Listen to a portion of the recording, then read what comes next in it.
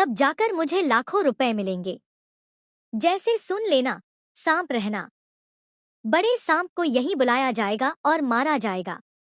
मन्नत का किडनैप विशाखा करेगी और उसे जान से खत्म करने की कोशिश करेगी। जी हाँ दोस्तों, विशाखा इस सब का इल्जाम नीतू पर लगाएगी। मन्नत का आने वाला ट्रैक बहुत ही जबरदस्त होने वाला है। कहानी में आप देख रहे हैं कि जब विक्रांत की आंखें खुलती हैं, तो रोनी यानी उसके पापा बताते हैं कि उसकी मां नीतू ने कितनी गंदी हरकत की है। नीतू ने जानबूझकर मन्नत की मासी को थप्पड़ मारा था और मन्नत को भी मारने वाली थी।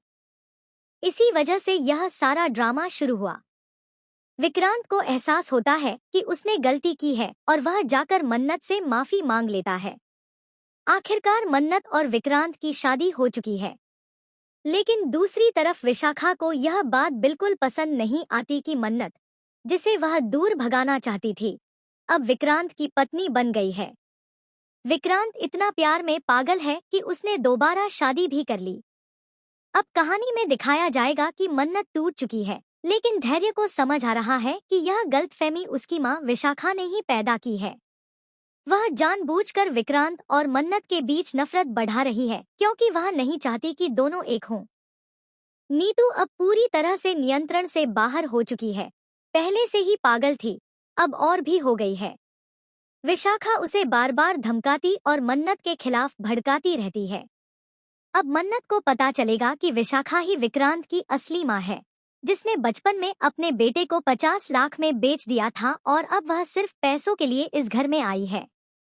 मन्नत यह सच पूरे परिवार को बताना चाहती है, लेकिन उससे पहले ही विशाखा उसका किडनैप करवा लेगी ताकि यह राज कभी उजागर न हो सके। विशाखा का असली रूप अभी सामने नहीं आया है। वह बेहद खतरनाक है। उसने अपने पति को मरने के लिए छोड़ दिया था, अपनी सास को मारा और टॉर्चर किया था।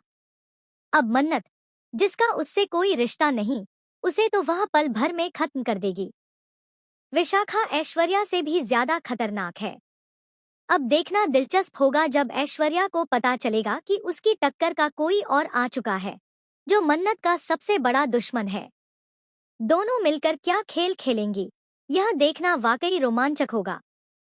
आपको क्या लगता है, क्या मन्नत विशाखा के चंगुल से बचकर उसका सच सबके